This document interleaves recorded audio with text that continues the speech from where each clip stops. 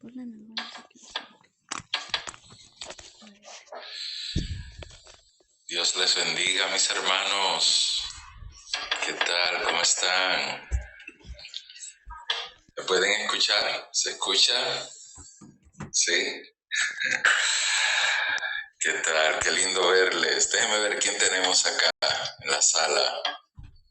Están llegando los hermanos corriendo, vienen corriendo. No se quieren perder la introducción, vienen corriendo. Están llegando todos. Gloria a Dios, qué lindo verles. Gloria a Dios. Qué bueno, muchos de ustedes tienen sus pantallas encendidas. Mi hermano Hugo la tenía encendida, pero la apagó. Ok, a ver. No sé, esas bendiciones a todos. Qué lindo verles. Ahora sí. Qué bien. A ver, mi hermana Diana, hermana Rubia, están acá. Hermana Ofelia llegó tempranito, gloria a Dios. Qué bien. Acá están, gloria al Señor. Pues mis amados hermanos, sean todos bienvenidos. Estoy pues emocionado porque ahora sí vamos a estudiar teología. Estoy bien emocionado. Permítanme, pues mi nombre es Pablo Román Caballero y tengo el gusto de enseñarles a teología en este sábado y quiero aclarar, como es la primera clase del nuevo año, pues quiero aclarar algunos puntos, si me pueden por favor prestar atención. Acá está el primer punto. Yo necesito que ustedes se vuelvan a unir al grupo de el WhatsApp del instituto, el cual aparece aquí en la pantalla y aparecen las instrucciones. ¿Por qué necesito que se vuelvan a inscribir? Porque todos los que están estudiando la maestría en formación permanente en teología o la maestría de formación permanente en teología necesitan inscribirse para pertenecer a un nuevo grupo. Los demás estudiantes, los de maestría en teología y estudios pastorales, por favor escriban también de nuevo solamente para asegurarnos que lo tenemos en el grupo correcto. Segundo anuncio. Estas clases son totalmente enfocadas a estudiantes de maestría en teología. Así que todo lo que vamos a estar cubriendo aquí es avanzado. Ya no vamos a estar cubriendo principios teológicos. Por lo tanto, acá solamente este programa es para los estudiantes de formación permanente en teología, o sea, los estudiantes de maestría de formación permanente en teología y los estudiantes de maestría en teología y estudios pastorales. La diferencia entre los dos grupos es que el grupo anterior, aparte de recibir conocimientos teológicos, tuvo una formación extensa en lo que fue consejería o lo que es consejería pastoral. Los estudiantes de diplomado en teología no van a participar en estas clases, pero a los que ya estaban inscritos antes de este cambio, le estamos permitiendo participar como oyentes y pueden enviar los apuntes para recibir crédito, pero sí la formación principal para ustedes va a estar en las clases que reciben por escrito. Esas clases que reciben por escrito cubren pues los fundamentos de teología. Muy bien, estudiantes nuevos en el diplomado no van a participar en esta clase. Además, otro aviso importante: los estudiantes de maestría en teología y estudios pastorales solo tienen la obligación de escuchar esta clase, tomar apuntes, enviarlos para recibir crédito por su asistencia y pueden continuar enviando las clases que ustedes reciben por escrito. Pero los estudiantes de formación permanente en teología, o sea, los nuevos estudiantes de maestría, el formato es diferente. Para ustedes van a enviar los apuntes de las clases de los sábados. Ahora voy a recibir preguntas. Un momentito. Enseguida recibo preguntas. Ustedes van a seguir enviando las clases, o sea, ustedes van a escribir, tomar apuntes y lo van a enviar al correo del instituto. Pero aparte de eso, ustedes van a recibir por WhatsApp este bosquejo que yo le estoy presentando aquí, pero en forma clase, con preguntas. Así que ustedes van a estudiar el material escrito, aparte de lo que yo cubro hoy en la clase. Ustedes van a estudiar el material escrito y van a contestar las preguntas de este material en específico, no de ningún otro material. Así que si usted hizo maestría en teología y estudios pastorales con nosotros, el material y se inscribió para esta nueva maestría, el material que va a recibir ahora es diferente al que recibió bajo el otro entrenamiento. ¿Okay? O sea, usted no va a tener una repetición de clases ni virtuales ni por escrito. Es otro formato y es otro material. Muy bien, ahora sí, preguntas. Pueden escribir sus preguntas y yo voy contestándolas tranquilamente. No se sienta presionado. Cualquier cosita que le sea confusión, porque para aquí estamos y por eso es que esta primera clase es tan importante y yo espero que los que no hayan asistido, no hayan llegado a tiempo, que lo puedan escuchar de nuevo. Van a recibir también el video de la clase. La pregunta que se me hace es si se debe tomar primero la maestría en estudios teológicos y pastorales. No hay que tomarla primero, porque son enfoques diferentes. La maestría en estudios teológicos y pastorales va más dirigida a la persona que se va a dedicar a pastorear una iglesia y que necesita tener también esa parte de lo que es tratar con las ovejas día a día. El propósito de esta clase o de esta maestría, mejor dicho, no de la clase, porque la clase es la que vamos a cubrir hoy, sino el programa completo, es traer una formación sólida y profunda de lo que es teología cristiana evangélica. Algo que no he podido hacer en las otras clases, porque en las otras clases siempre tengo que estarme frenando. Acá no. Acá vamos a estudiar tipo universidad. A ver, tengo más preguntas. Claro, sí, mi hermano Hugo. Si usted está solo inscrito en teología, esta es su única clase. Ya no hay más clases martes ni jueves. Esta es su única clase. Ok, mi hermano César pregunta, que en capellanía hay un sistema de créditos, lo cual es cierto, que usted recibe un crédito por cada asignación por escrito, recibe otro crédito por clases virtuales. Acá es diferente.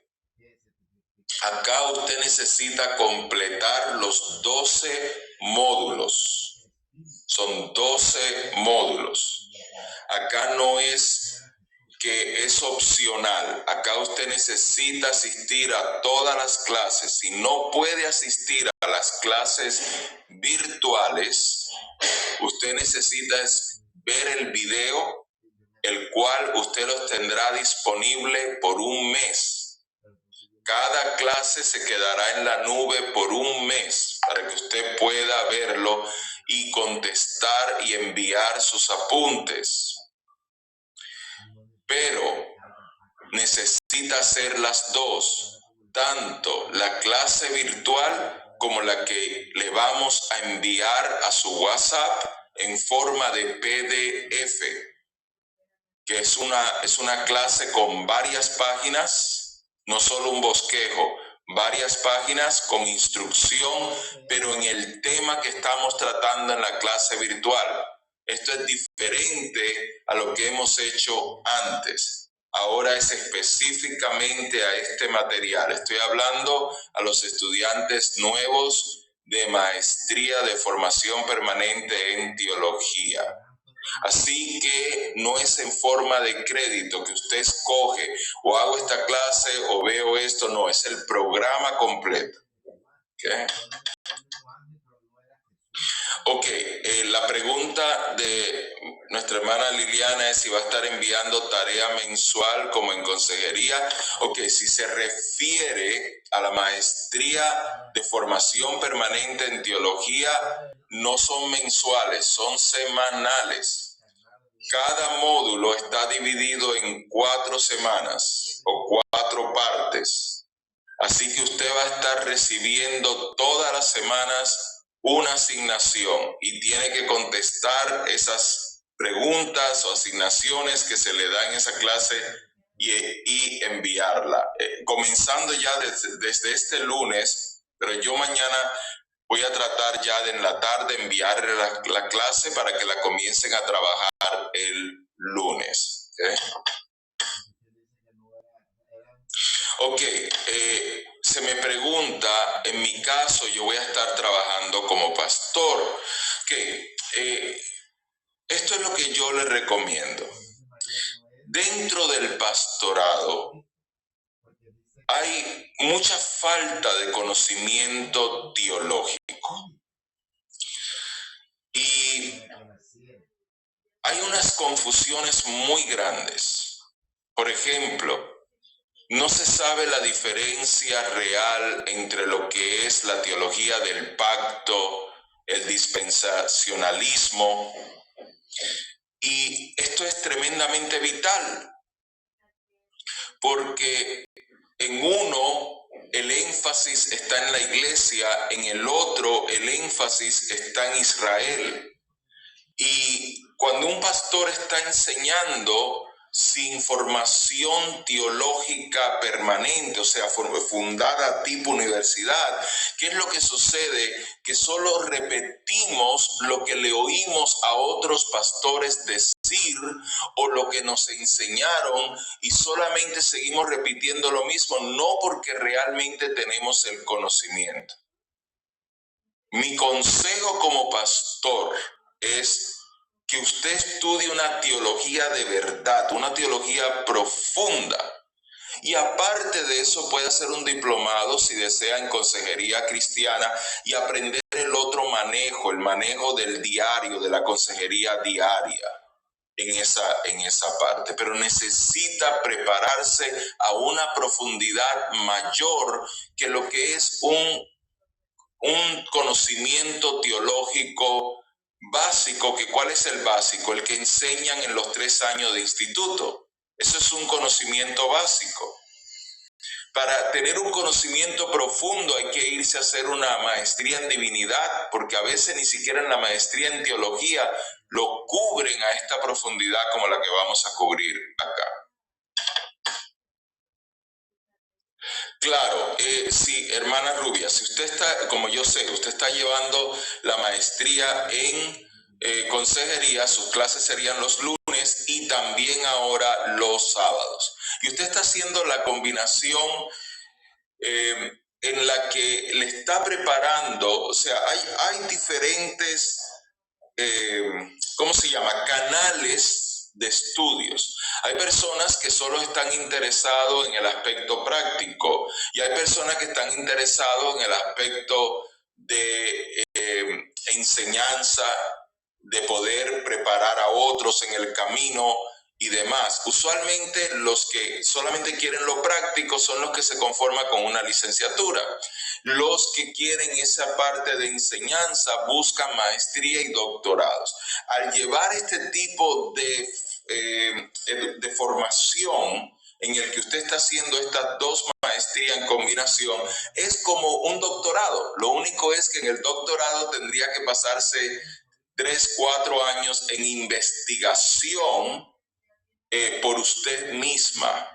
Y acá lo estamos haciendo en forma no de investigación, sino de escudriñar, pero con la ayuda de un profesor. ¿Okay? La hermana Isabel, que también es una estudiante muy fiel con nosotros, está por terminar estos estudios pastorales. Sí, o sea, los estudiantes que están inscritos en la teología y estudios pastorales como usted, nosotros le vamos a dar la oportunidad de terminar sus últimas clases acá con nosotros. Pero para llevar la maestría completa en la formación permanente en teología hay que estar inscrito en ese programa, en el programa, porque no van a recibir lo que están inscritos en la maestría en teología y estudios pastorales, no van a recibir estos módulos, solamente la clase de teología, no los módulos. Las clases sobre las asignaciones creo que ya lo expliqué, mi hermana María. A ver, sobre lo del nuevo chat de WhatsApp, sí es importante que usted vuelva a escribir al chat con las instrucciones que le hemos dado y que usted diga en qué programa usted está para que lo pongan en ese grupo. Claro, nosotros verificamos toda esta información, pero ¿qué sucede? Que WhatsApp es muy estricto. La mayoría de las personas no saben esto, pero bloquean a uno así de fácil. Yo no le puedo añadir a usted, al menos que usted no me escriba a mí primero, para que yo lo una al grupo. De lo contrario, lo ven como spam. Los libros son los módulos. Cada módulo que usted va a recibir está dividido en 4 partes. Cada parte consiste como entre 16 y 24 páginas. O sea, cuando usted termine, usted va a tener una colección como si tuviera 10 libros o 12 libros en la maestría. ¿Okay?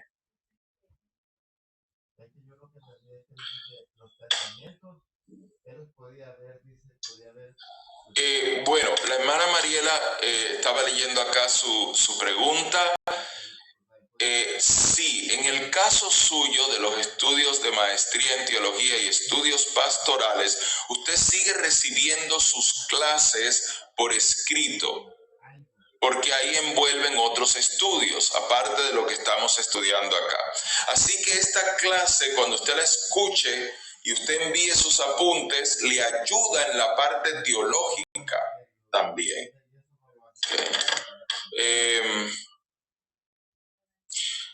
Ok, creo que contesté su pregunta, hermana Orquídea. Hermana Diana, es importantísimo que toda comunicación sea oficial al correo electrónico, porque por los mensajes de texto de WhatsApp, el WhatsApp lo usamos de 2 formas. en el departamento de admisiones, cuando están los nuevos estudiantes entrando, y para nosotros comunicarnos con ustedes. Para tener una conversación, la forma es por el correo del instituto y es solo uno. Yo sé que yo también les envío mensaje de mi correo personal, de director del Instituto Bíblico Sana, pero para tener esa comunicación es institutobiblicosana@gmail.com, el que todos ustedes tienen. Y si quiere siempre una atención más rápida, pongan el asunto pregunta de estudiante. Sí, es una semana para enviar cada una de estas clases que van a recibir semanalmente. Si no puede hacerlo en una semana, le permitimos que se tome 2 semanas, pero yo le pido no se me atrase, trate de enviarlo semanalmente. Sí, hay que ser añadido al WhatsApp, como expliqué.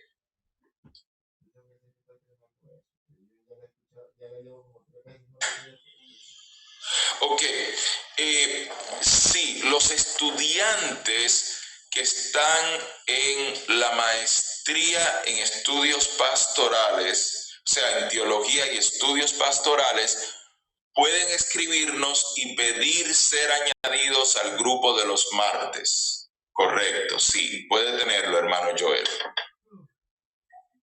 No, mi hermano César, estudiar hebreo y estudiar griego no es tan importante. Le voy a explicar por qué. Yo completé una maestría en divinidad. Se me dio principios de ambos idiomas, tanto del hebreo y del griego.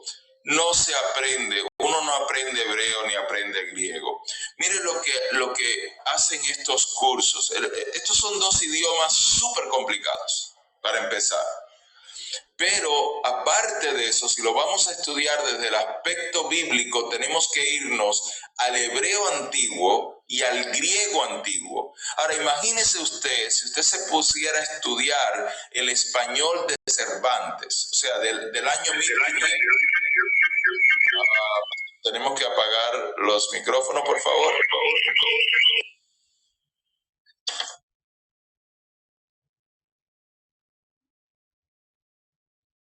Ok, ¿me siguen escuchando? Muy bien. Le decía, estudiar hebreo, yo sé que a muchos le llama la atención, a mí, por ejemplo, me llamó mucho la atención hasta que empecé a estudiarlo.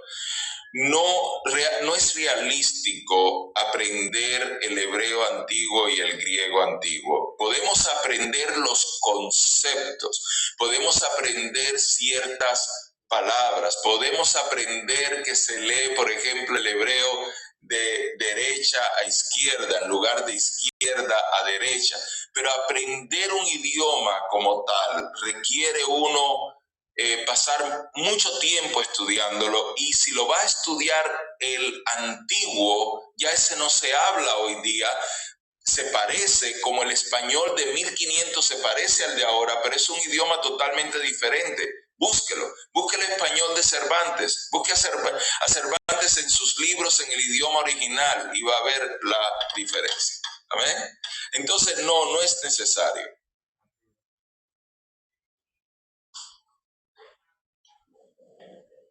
Cuando usted se gradúe de esta maestría, usted está capacitada para enseñar en un instituto bíblico. Sí, correcto.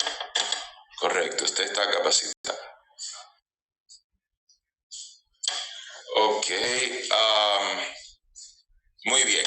Muy bien. ¿Podemos entonces comenzar? ¿Sí? Un año, hermano Ciel, un año. Ahora sí sale su nombre acá, Ociel Amaya. Un año dura esta maestría. Por ejemplo, comenzamos ahora y estamos terminando en diciembre. Ahora, quiero aclarar esto. Cada vez que comencemos un módulo nuevo, vamos a aceptar estudiantes nuevos. ¿Por qué? Porque vamos en un reloj. Por ejemplo, si el mes que viene alguien comienza en el módulo 2, entonces se gradúa en enero del otro año. Ustedes se pueden graduar si hacen todos sus estudios en diciembre de este año, con el favor del Señor. ¿Okay? Muy bien. Estoy muy deseoso de comenzar, pero no quiero que se me queden con dudas. ¿Okay? Pero vamos a comenzar. Como les dije, quiero entrar en materia. Hacemos la oración de inicio, por favor. Se unen conmigo. Yo creo que ya la mayoría han llegado. Sí. 41 estudiantes presentes. Sí, creo que ya tenemos el grupo acá. Vamos a hacer una oración. Señor, tenemos que glorificarte porque lo que comenzó en una oración, tú permites que hoy sea una realidad. Gracias por esta oportunidad tan linda que nos concedes de poder estudiar a este nivel. Te pedimos, Señor, que nos ayudes, pues sin la ayuda de tu Santo Espíritu no vamos a poder recibir este conocimiento. Así que, Señor, con toda humildad nos ponemos en tus manos y te pido, Señor, que me ayudes a poder mantenerme enfocado en tu palabra, en la sana doctrina y entender claramente la responsabilidad tan grande que me concedes, Señor. Y que también, Padre, seas con cada uno de nosotros y cada uno de los estudiantes, manteniendo su corazón humilde para poder recibir, pero también con esa sed y hambre de investigar y de conocer más. Que cuando transmitamos este conocimiento a otros, lo hagamos, Señor, para la gloria tuya y no la gloria nuestra. Así sea, en el nombre de Cristo. Amén. Amén. Muy bien, mi hermano Fernando. Solo necesito que escuche la grabación para que escuche todas las instrucciones del principio.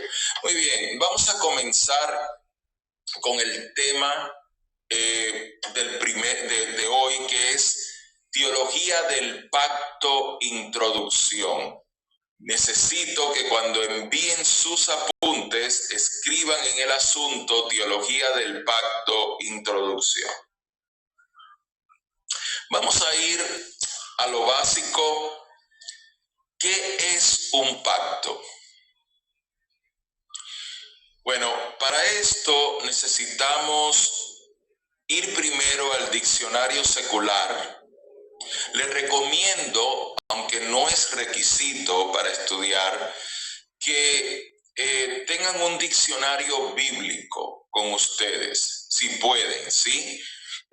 Como les digo, no es requisito, pero si pueden tener un diccionario bíblico sería bueno.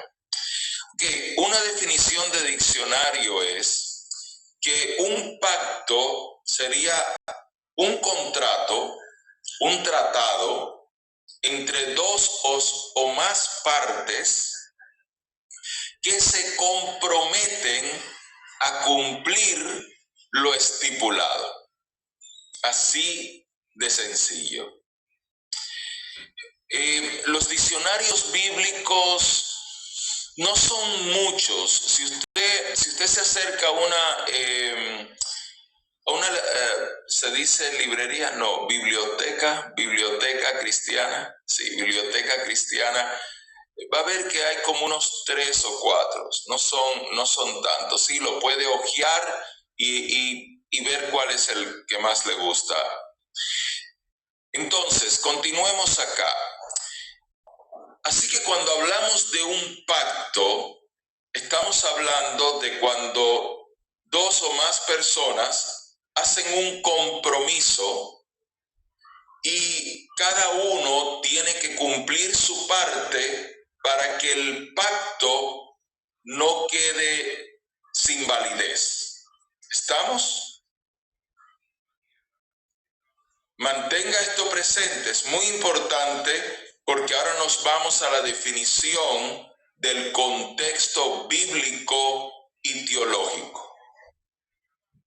En el contexto bíblico es un acuerdo o es un compromiso iniciado por Dios, nunca iniciado por el hombre. Por favor, escriba eso en sus apuntes. El ser humano no puede hacer un pacto con Dios. Dios es quien puede hacer un pacto con el hombre. ¿Por qué piensan ustedes que el ser humano no puede hacer un pacto con Dios? ¿Qué les hace pensar? ¿Cuál ustedes creen que es la base? Piensen en lo que les dije anteriormente, la definición secular. Exacto. Esa es la razón, hermano Rubio. El hombre falla. Por lo tanto, todos los pactos que el hombre iniciare con Dios, en la extensión de la eternidad de Dios, que es donde Él habita, todo pacto quedaría sin validez. Porque para cumplirse, tendrían que ser las dos partes que lo cumplieran. Si usted hace un contrato, vamos a decir que usted arrienda un local para poner una empresa, y usted hace un contrato con el dueño del local. El dueño del local se compromete con usted que por los próximos 10 años le va a permitir usted tener posesión de ese lugar a cambio de estas condiciones. Y usted se compromete a cumplir esas condiciones. Y si durante 10 años los dos cumplen su parte, el pacto se cumplió a cabalidad. ¿Correcto? Cuando Dios viene a establecer un pacto con nosotros, ¿por cuánto tiempo es el término? Bueno, como ser humano, si yo voy a estar envuelto en un pacto, si yo voy a estar envuelto en un contrato, yo personalmente tengo que tener un tiempo definido, porque no voy a vivir para siempre. Sin embargo, cuando Dios hace un pacto, Él lo hace basado en sus características, en sus atributos. Correcto. Los pactos de Dios son perpetuos o eternos. Correcto. Esa es la respuesta. Ahora, nosotros también podemos ser eternos en Él, pero no independientemente fuera de Él. Por lo tanto, todo pacto tiene que tener la iniciativa de Dios, porque en Dios comenzó todo y se sustenta todo. Repito eso. Todo pacto tiene que tener la iniciativa de Dios, porque en Dios comienza todo y se sustenta todo.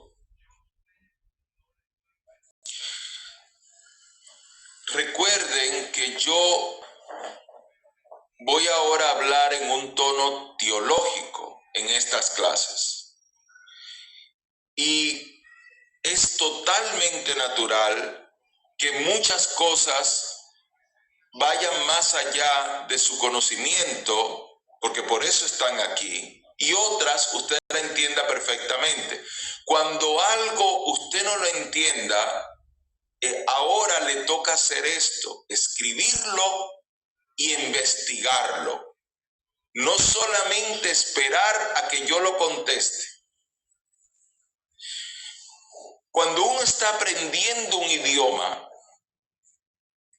en ese idioma uno va a tener un vocabulario limitado. Por ejemplo, empezamos aprendiendo el francés, y el francés tiene muchas palabras que se parecen con el español.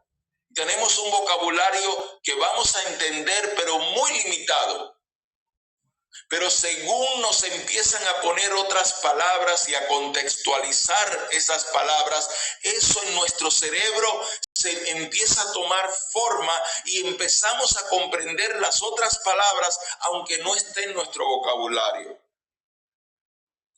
En teología es algo parecido. Los conceptos que yo les voy expresando comienzan en una forma bastante básica, se van desenvolviendo y empiezan a complicarse, pero esas palabras complicadas o esos temas complicados se van relacionando. Y según las clases van pasando y según usted va investigando, ahora su cerebro empieza a entender vocabulario. Y cuando ya lleva 3, 4 meses, ni se parece a lo que era cuando comenzó. Okay. Bien, continuemos ahora. Vamos a hablar de los 7 pactos, pero en esto no vamos a profundizar.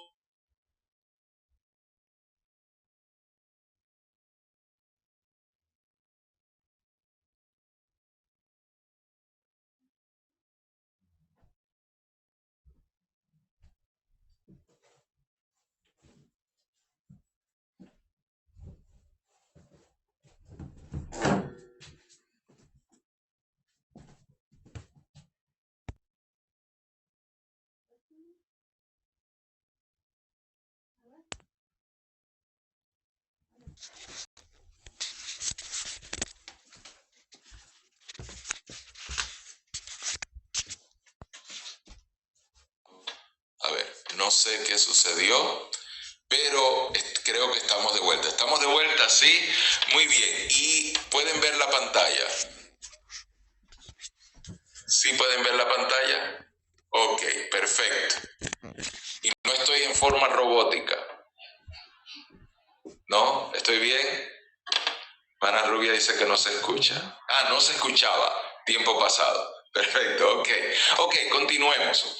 Bien, les decía que estos 7 pactos que les voy a presentar ahora, solo lo vamos a hacer en forma de introducción. Le van a quedar muchas preguntas, pero para eso tenemos 4 semanas, ¿ok? Bien, el primer pacto es lo que llamamos el pacto adámico. Este es el pacto que Dios establece con Adán. Aquí les voy a incluir los versículos bíblicos, pero no lo vamos a estudiar ahora. Pero se los dejo por si ya ustedes quieren empezarlo a estudiar antes de la próxima clase.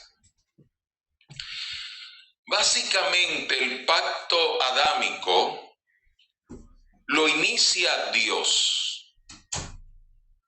Dios decide crear al ser humano. Decide crear al ser humano en estado de perfección, sin pecado, sin mancha, en un ambiente de perfección. Y crea al ser humano con la voluntad de que nosotros podamos tener nuestra propia vida y que nosotros podamos dar vida.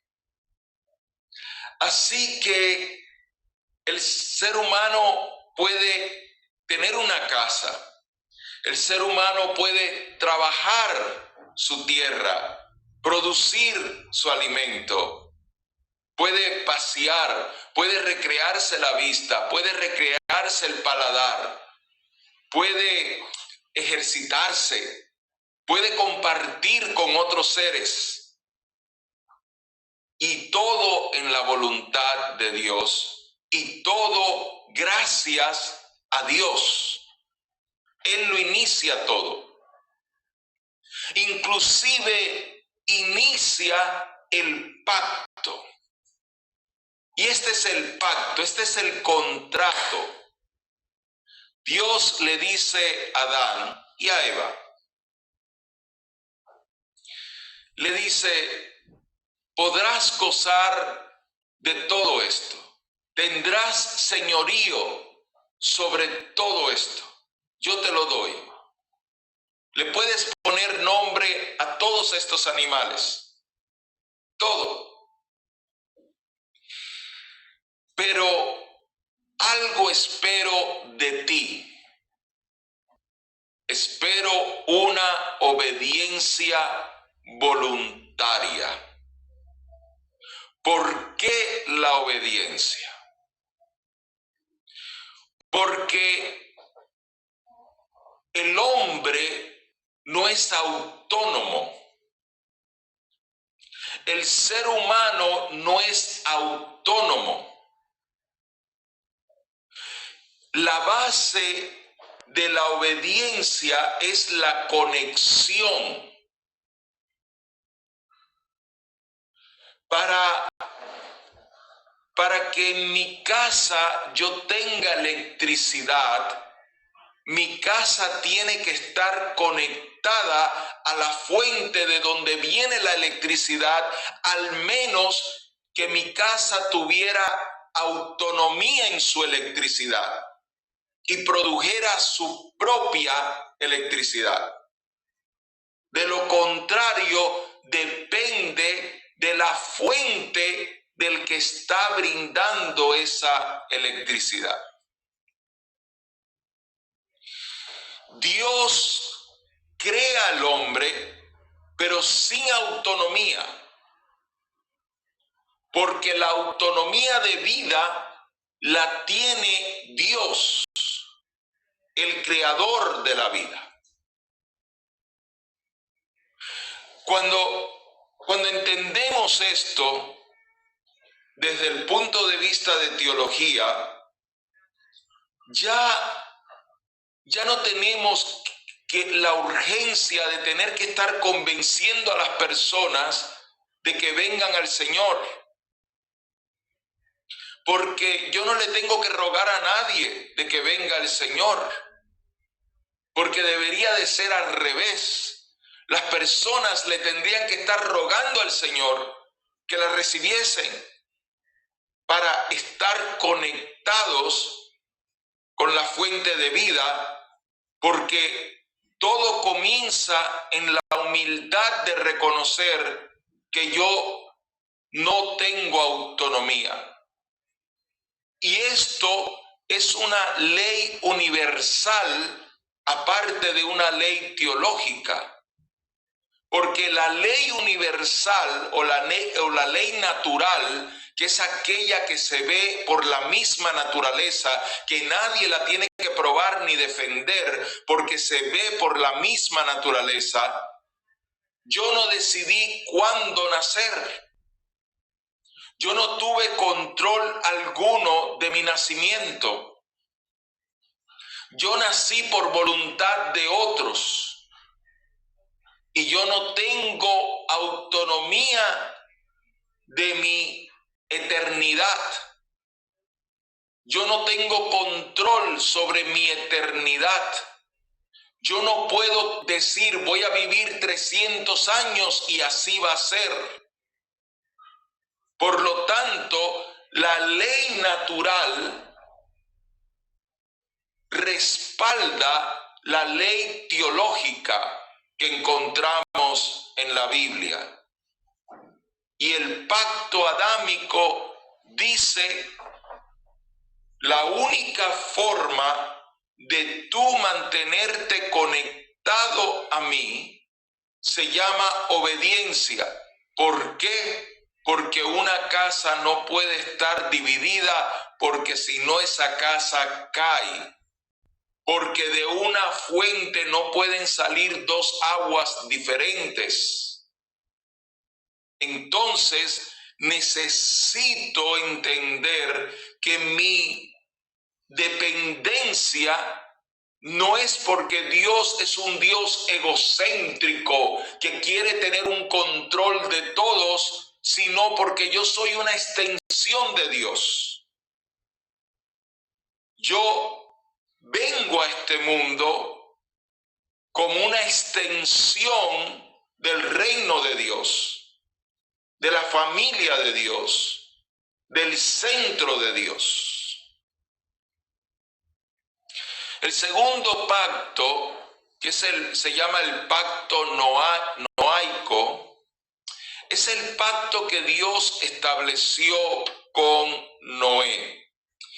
Y esta es la promesa que Dios le hace a Noé de que puede vivir tranquilo y de que él jamás volverá a repetir la destrucción de la tierra por medio del diluvio. Así que es una promesa que Dios toma como iniciativa. Pacto abrahámico. Este es el pacto en que Dios establece con Abraham, en que Dios llama a Abraham a dejar su parentela y a servirle al Señor en la tierra que el Señor determine. Ahora, este pacto abrahámico tiene una importancia tremenda en el plan de Dios. Nosotros encontramos, y esto es lo que comentaba anteriormente de por qué en el pastorado hace falta tener una teología tan sólida. Nosotros tenemos dentro de la iglesia, dentro del pueblo de Dios, de la congregación, de la iglesia universal, de la iglesia mundial de Cristo, tenemos tantas divisiones, y una de las divisiones más fuertes es cuando empezamos a envolver temas de política dentro de temas espirituales, y cuando empezamos a traer lo que es el pueblo de Israel, pero a nivel político, y lo empezamos a meter dentro de la iglesia y empiezan a haber tantas divisiones. Una de estas divisiones teológicas es que la iglesia es el Israel espiritual y que la iglesia está injertada en Israel y que por lo tanto sin Israel no hay iglesia. Sin embargo, como el pacto abrahámico nos va a enseñar, antes de que existiese Israel, ya Dios tenía un plan de salvación, ya Dios tenía a un Mesías en mente, y la razón que Israel se establece es para que Dios cree la continuidad del canal mesiánico que ya existía desde Adán y Eva. Porque empezó por Abel, pero después que Caín mata a Abel, entonces Dios establece con Set ese linaje mesiánico o linaje de salvador del mundo, no de Israel, de salvador del mundo. Y en este pacto abrahámico, Dios llama a un hombre que no es judío, porque Abraham no es judío, no existían los judíos. Dios llama a un hombre para llevarlo a él aparte, para mantener la línea de Set, la línea mesiánica, y crear a Israel, para de Israel sacar la línea mesiánica, la línea de Salvador, que es lo que trae la iglesia. O sea, en lugar de la iglesia existir por Israel, Israel existe por la iglesia. Israel es creado y es establecido bajo un pacto antes de que existiese para que exista un pueblo que se aparte de los otros pueblos y persevere la línea del Salvador. Al punto, escuchen bien esto por favor y tomen notas, al punto que Israel desaparece y solamente permanece una tribu, la tribu de Judá, y a todo Israel se le empieza a llamar judíos, porque desaparecieron todas las otras tribus, porque se mezclaron y quedó solo separada la tribu de Judá, porque de la tribu de Judá venía el Mesías. Así que hoy día no tenemos a Israel. Hoy día Israel no existe. Volverá a existir, porque durante la tribulación el Señor llamará de todos los lugares, y ya eso es otra clase. Pero en este momento existe la tribu de Judá. Por eso se le llama judíos en el mundo entero. ¿Y por qué permaneció esa tribu? Porque Dios en su pacto abrahámico estableció que de él iba a separar a un pueblo. Bien. ¿Alguna pregunta hasta ahora? Ok, continuemos al pacto mosaico. Este es el pacto que Dios establece a través de Moisés, y acá es donde el Señor trae la ley.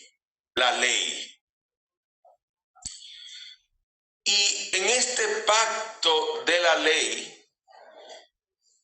Dios establece el preámbulo a la necesidad única de un Mesías.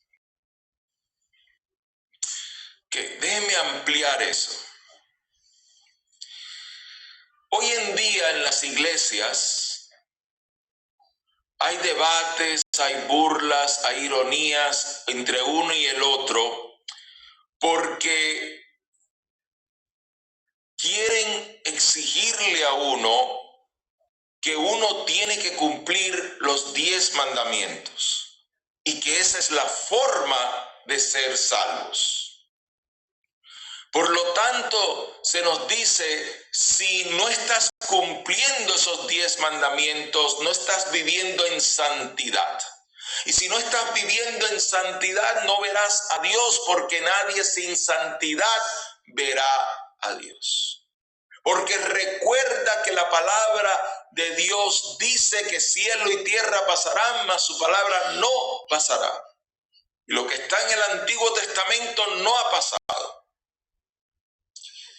Bien, cuando nosotros recibimos los 10 mandamientos, estamos siendo confrontados en un espejo. Y en ese espejo se nos está diciendo cómo te ves. ¿Cómo te ves? Y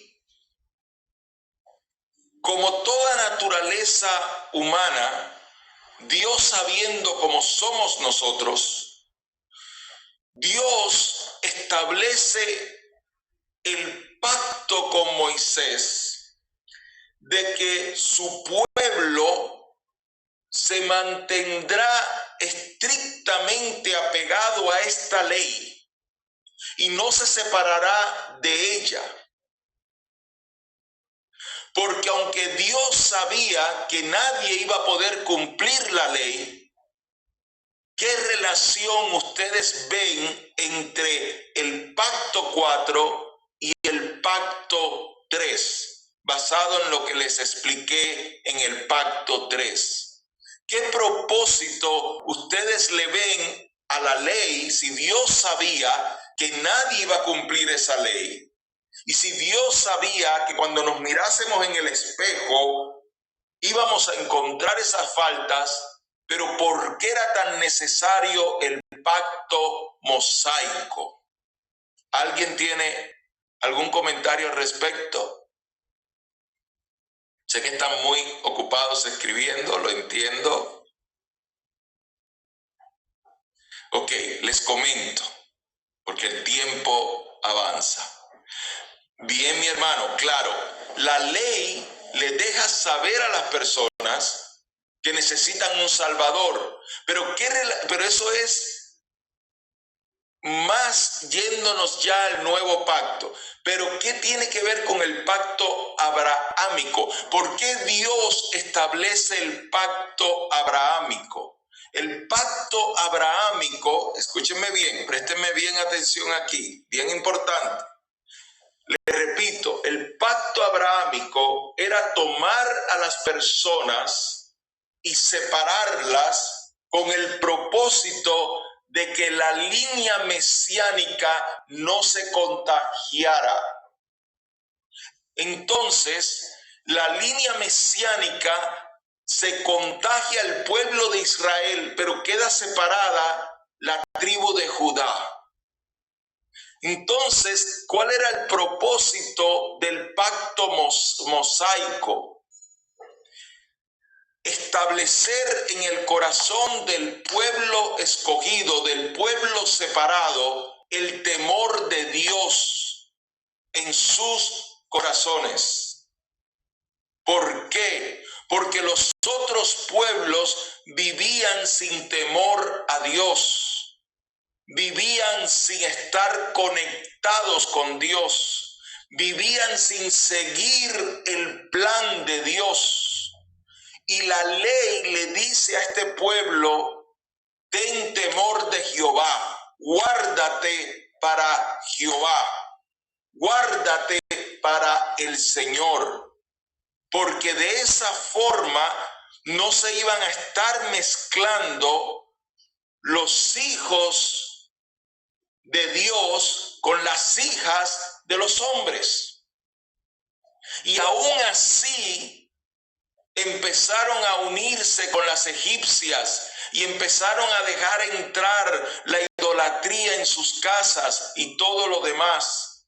Pero la ley, el propósito de la ley, de este pacto mosaico, era establecer el temor de Dios en el corazón del pueblo separado y demostrar la necesidad del Salvador, porque a las personas mirarse en el espejo, nadie podía cumplir los 10 mandamientos.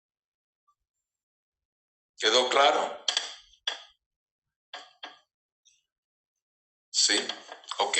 Continuemos al próximo pacto, el pacto palestino o tierra prometida. Ok. En este pacto y todos estos pactos tenemos que estudiarlos a mayor profundidad. Es una introducción nada más. Okay. Pacto palestino, tierra prometida, y esto lo vemos hasta el día de hoy, ¿verdad? En estas guerras. Este es un pacto que se extiende del pacto de Dios con Abraham o el pacto abrahámico. Y se refiere a la promesa específica de una tierra en especial que es Canaán. Y le da al pueblo la herencia de un territorio. De nuevo, seguimos la secuencia de Abraham. Por eso cuando llegamos al pacto abrahámico, les puse tanto énfasis de que era tan importante ese pacto. Porque miren cómo se empieza a desarrollar el plan de Dios a través de los pactos. Ahora el Mesías tenía que nacer en un lugar específico, un lugar guardado, así como el primer Adán, escucha bien, como el primer Adán nació en el Edén, un lugar establecido por Dios.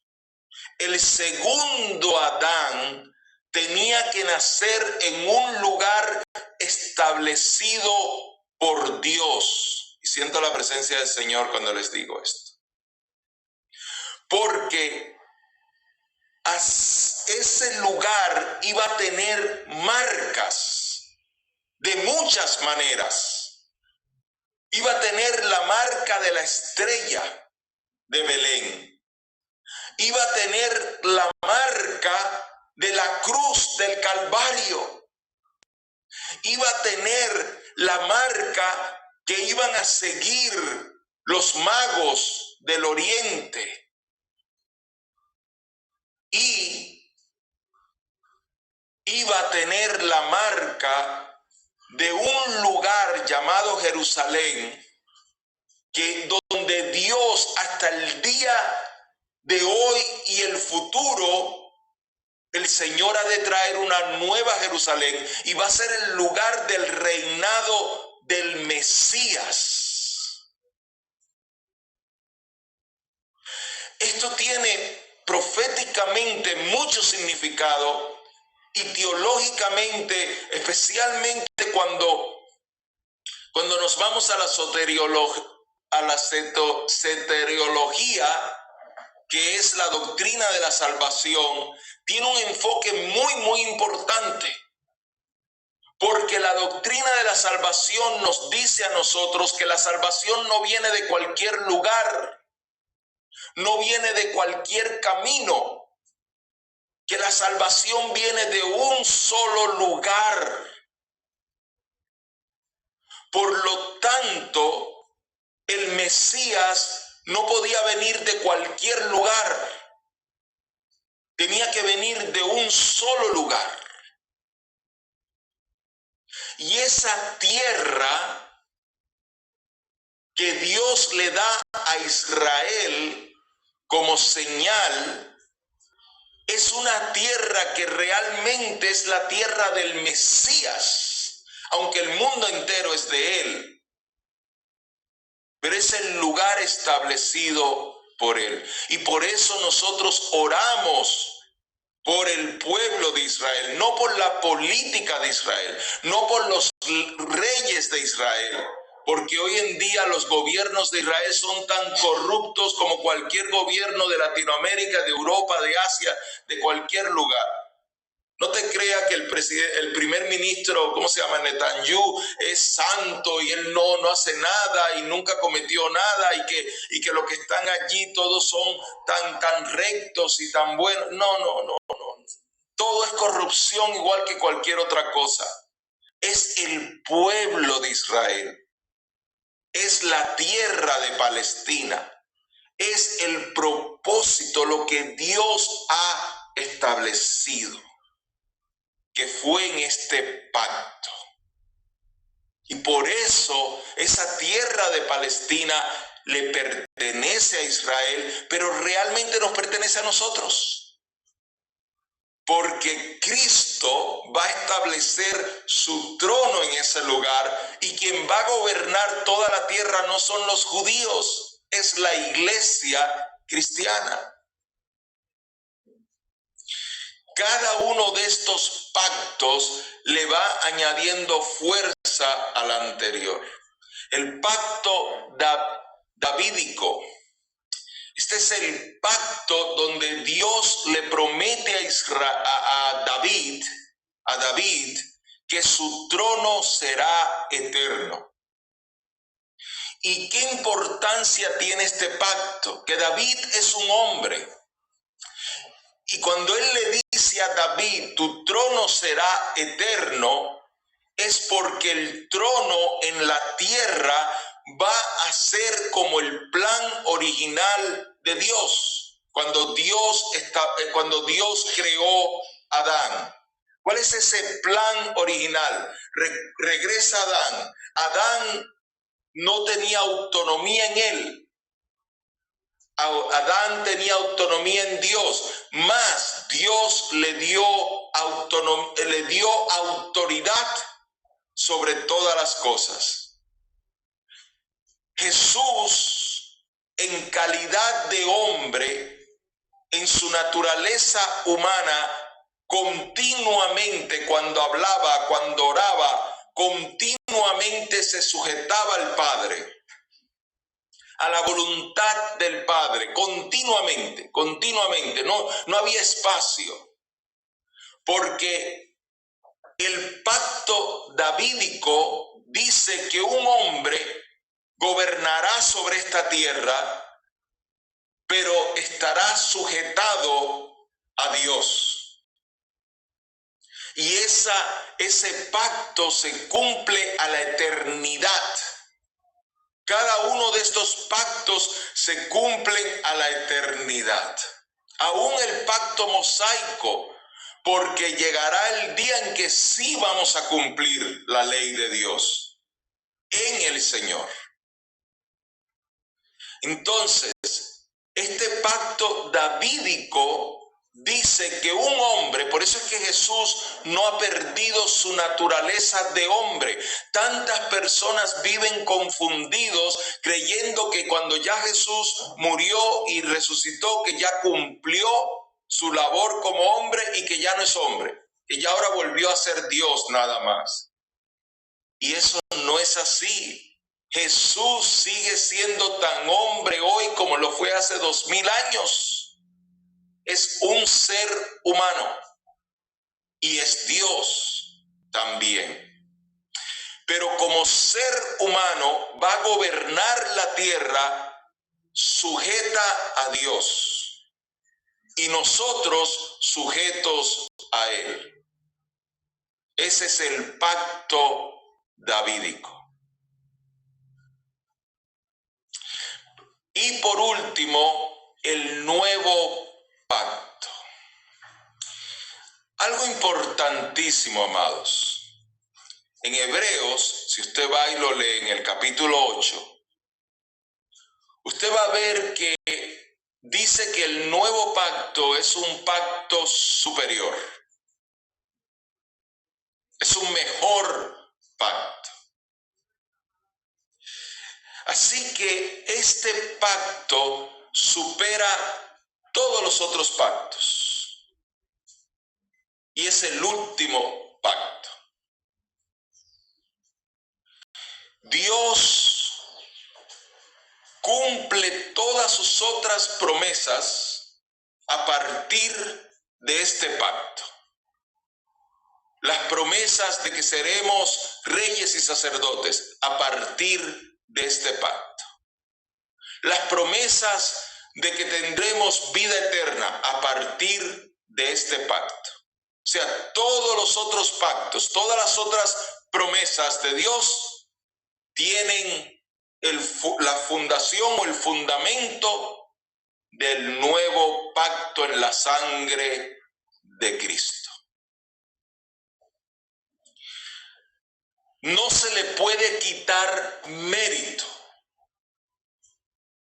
Entonces, cuando nosotros hablamos de quitar mérito, ¿a qué nos referimos?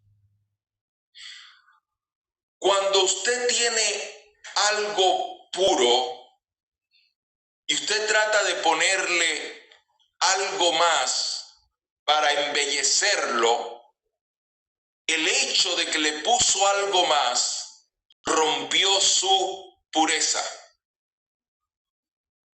Usted tiene oro de 18 quilates y vino y le puso un poquito de plata, rompió la pureza del oro.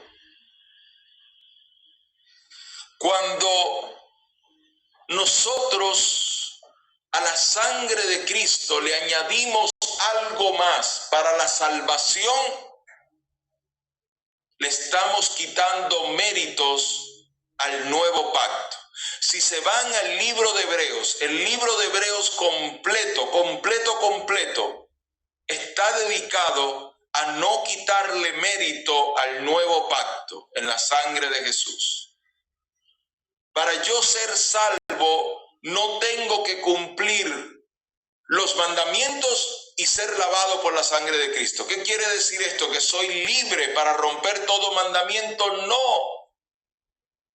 Porque la Biblia me dice que aunque todo me es lícito, no todo me conviene, porque el que practica el pecado no es hijo de Dios.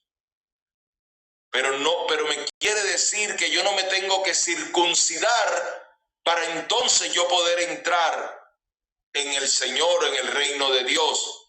Que yo no puedo cometer ninguna falta porque si me equivoco un día ya perdí la salvación. No, eso le quita mérito al nuevo pacto en la sangre de Cristo.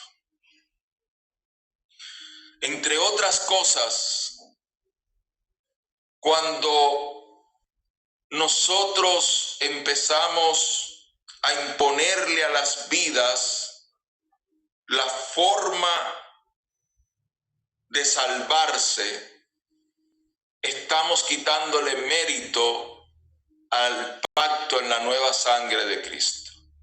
¿Por qué? Porque la salvación no se enseña, la salvación se anuncia. La vida cristiana se enseña, se discipula, porque debemos de llevar frutos. Si estamos en la vid, debemos de llevar frutos y nadie nace sabiendo. Pero la salvación no se aprende, la salvación se recibe. Y cuando la persona reconoce quién es Cristo y que no depende de una denominación, el espíritu de religiosidad se cae. Pero mientras tú estás predicando un evangelio atacando la religiosidad de otros, en lugar de anunciar el nuevo pacto en la sangre de Cristo, estás tratando de enseñar la salvación. Cuando tú empiezas a predicar de que las personas que tienen estatuas e imágenes en sus casas, que esas son personas idólatras y que esas personas se pierden y que el espíritu de religiosidad se levanta. Cuando tú le empiezas a predicar a las personas que aquellos que no guardan el Shabbat, que no guardan el sábado, que son unos inmundos y son unos impíos, y que estás tratando de enseñarle a la persona cómo ser salvos. Pero ese no es el nuevo pacto. El nuevo pacto es la persona que tiene el entendimiento del sacrificio de Cristo en la cruz y que tiene el entendimiento de que sus pecados no se van a limpiar ni aunque guarde el sábado, ni aunque destruya todos los ídolos, ni aunque haga lo que haga, porque si no hace una cosa, hace la otra. Porque caer en chisme es tanto pecado como tener estatuas, como tener ídolos. Entonces, el evangelio del nuevo pacto no se sujeta a nada y es totalmente unilateral. Viene de Dios. ¿Cómo la persona no es salva? Cuando la persona rechaza a Jesús o cuando la persona ama más a las tinieblas que a la luz. Y así lo dice la palabra. Y esta es la condenación del mundo, que amó más a las tinieblas que a la luz. Por eso es que el entender los propósitos de Dios más allá de los conocimientos dogmáticos nos ayuda a ser un ministro libre. Sí, nos sujetamos a nuestros concilios, a nuestras denominaciones, no queremos traer divisiones, no, pero cuando escuchamos todas estas guerras de hombres, tenemos que venir a Dios y decirle: Señor, ten misericordia, porque ya nosotros no somos engañados y ya no caemos en eso, porque hay un despertar. Hay una visión, hay un conocimiento que ahora va al espíritu y no solamente al intelecto. Quiero cubrir algo más antes de terminar. Quiero hablar, antes de ir al punto 3, permítame ir al punto 4 por si no me da tiempo. Este es muy importante cubrirlo hoy. Los pactos de Dios pueden ser condicionales o incondicionales. Vamos a decir, como dicen en algunos lugares: oh pastor, pero usted no dijo que los pactos de Dios son unilaterales. Entonces, ¿cómo pueden ser condicionales? Muy bien, vamos a ir a la definición de lo que es unilateral. Unilateral quiere decir que se lleva a cabo o se toma una decisión de forma independiente, sin necesitar de consultar o recibir la aprobación de las otras partes involucradas. Así que cuando Dios establece un pacto, Él lo hace sin preguntarle a la otra parte. ¿Quiénes son las otras partes? Nosotros. ¿Me preguntó Dios cuando iba a hacer el pacto davídico? No. ¿Le preguntó a David? No. ¿Tomó en consideración Dios lo que David pensaba al respecto? No. ¿En qué se basó Dios en el pacto davídico? En lo que Él quiere, lo que Él piensa, lo que Él decide. Así que el pacto o los pactos de Dios son unilaterales.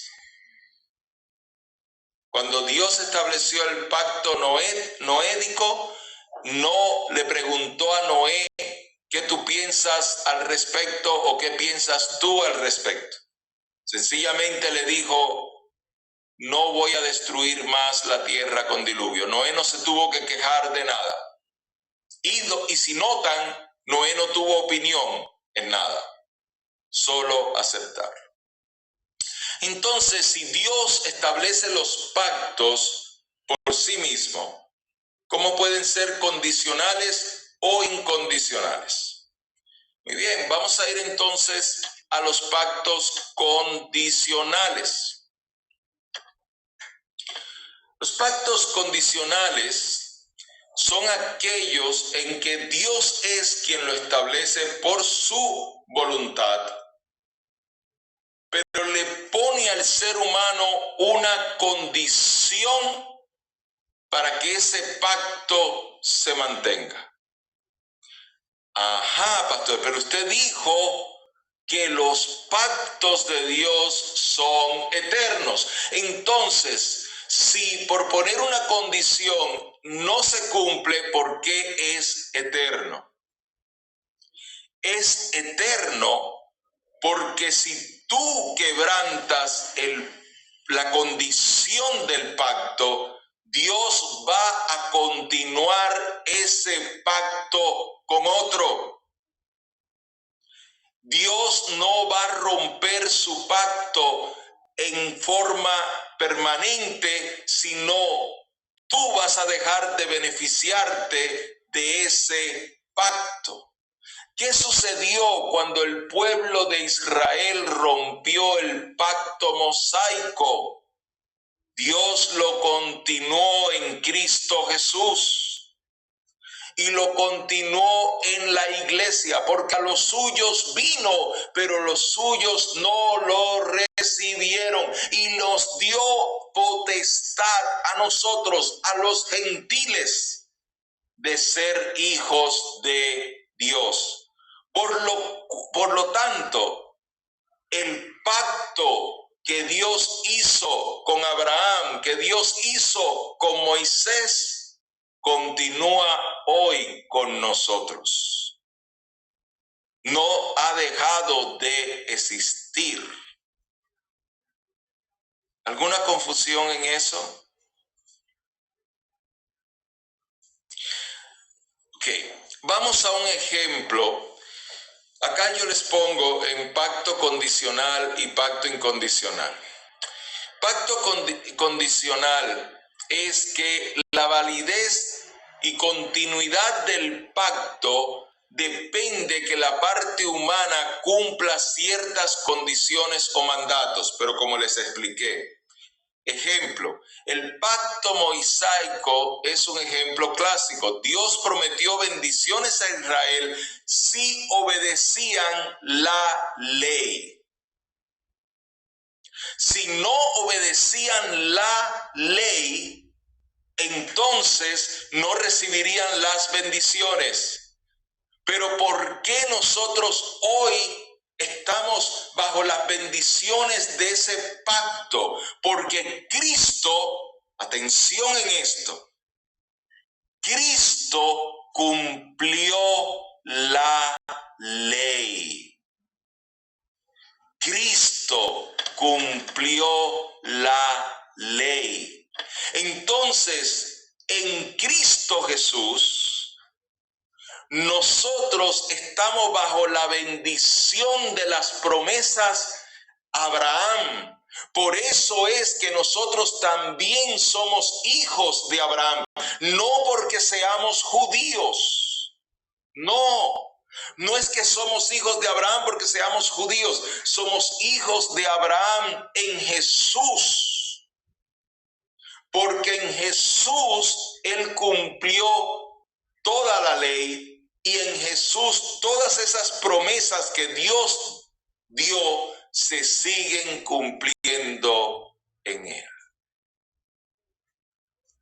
Ahora, la parte de que nosotros somos un injerto en el pueblo de Israel, esto se trae por dos motivos.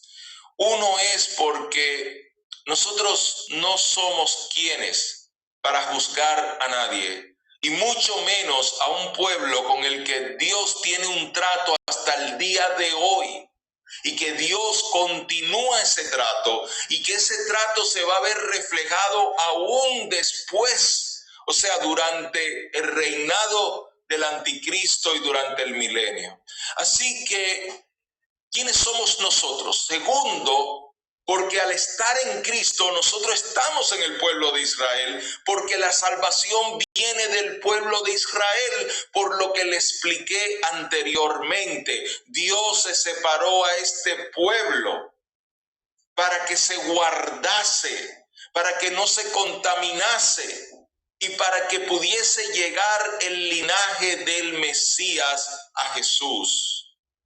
Y por lo tanto, ese linaje del Mesías que llega por medio de Jesús viene de los judíos. Y nosotros estamos en Cristo. Cristo vino de ese pueblo como hombre. Por lo tanto, somos un injerto a ese pueblo. Pero no somos salvos por ser judíos. Recuerden lo que le dijo Juan el Bautista al pueblo de Israel. Ustedes están muy confiados por ser hijos de Abraham, pero les aseguro que de estas piedras Dios puede levantarle hijos a Abraham. Y estoy parafraseando. Por lo tanto, la salvación no es porque yo sea un judío espiritual. No, yo soy un cristiano espiritual. porque soy libre por la sangre de Cristo, no por la ley.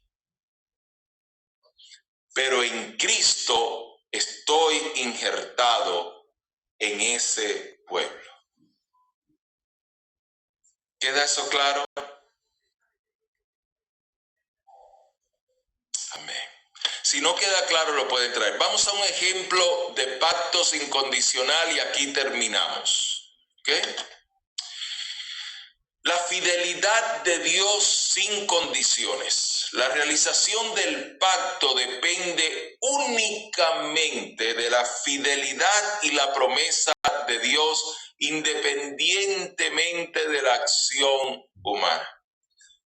El pacto con Abraham es incondicional. Esto resume lo que he venido hablándoles. Dios prometió hacer de Abraham una gran nación y bendecir a todas las familias de la tierra a través de él, sin condiciones explícitas para Abraham. ¿Qué quiere esto decir? ¿Abraham falló? ¿Qué ustedes creen? ¿Abraham le falló a Dios? Más de una vez. Más de una vez. Y no nos vamos a poner a mencionar todas las veces, pero más de una vez. ¿Rompió Dios su pacto? No. Y la parte de la fidelidad de Dios se muestra en cada pacto en lo que les he dicho. Por ejemplo, vamos al primer pacto. Regresemos al primer pacto. El pacto adámico. Adán rompió el pacto. Eva rompió el pacto. Caín rompió el pacto. Pero el Señor en el segundo Adán restableció el pacto adámico. Y por eso a Cristo se le llama en la Biblia el segundo Adán. El hermano Julio trae una pregunta. Entonces, cerca de que la iglesia es Israel espiritual, ¿es verídico o es un error? Ok, esta parte de que la iglesia es Israel espiritual no está en la Biblia.